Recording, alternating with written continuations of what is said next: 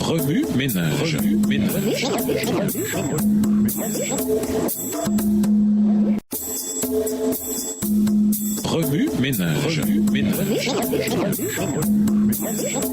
Bienvenue dans notre émission Remue ménage. Nous voilà la leçon de mercredi, vêtements et identité. Invité. Les gens choisissent souvent leurs vêtements pour exprimer leur personnalité, leur culture ou leur statut social. Les vêtements expriment l'identité. Les vêtements de luxe définissent trop souvent les riches selon les normes du monde. Certaines personnes disent « je m'habille ainsi pour exprimer qui je suis ». Cependant, ceux qui cherchent Dieu devraient avoir leur identité enveloppée dans Jésus et sa robe parfaite de justice. À tous ceux qui se repentent de leurs péchés et cherchent le pardon, Jésus offre sa robe propre de justice en échange de leur haillons sales. Jésus a utilisé ces symboles lorsqu'il a raconté une parabole dans Matthieu 22, les versets 1 à 14. Dans cette histoire, un roi organise un grand banquet de noces pour son fils. À sa grande surprise, un invité entre dans la salle de banquet sans vêtements de noces appropriés. Imaginez-vous assister à un banquet royal dans des vêtements sales et déchirés. Le roi de l'histoire a appelé l'homme sans robe ami. Malgré l'absence de réponse de l'homme, il devait avoir une relation. L'homme devait être au courant de l'existence de la robe, mais avait choisi de ne pas la porter.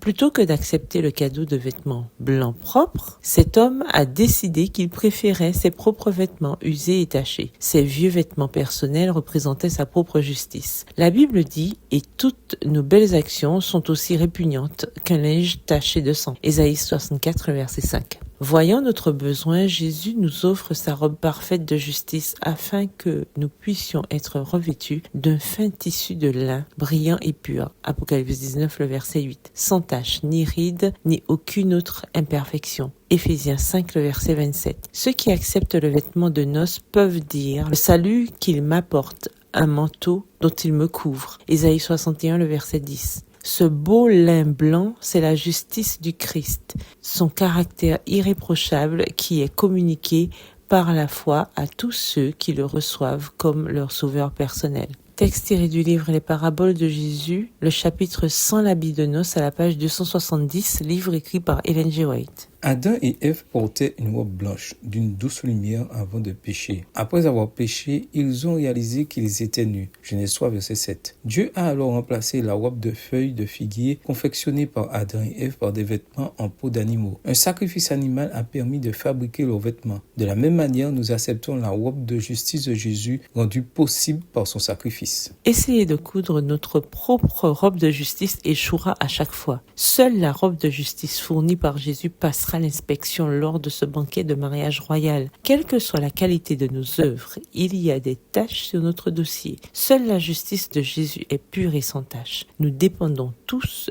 du don de la justice du Christ pour nous couvrir et nous donner accès au royaume de Dieu. Remue ménage, question à méditer. Nous devrions choisir chaque jour de nous revêtir de la robe de justice de Jésus. Qu'est-ce que cela signifie réellement et comment pouvons-nous le faire? Au revoir. Et à demain si Dieu veut.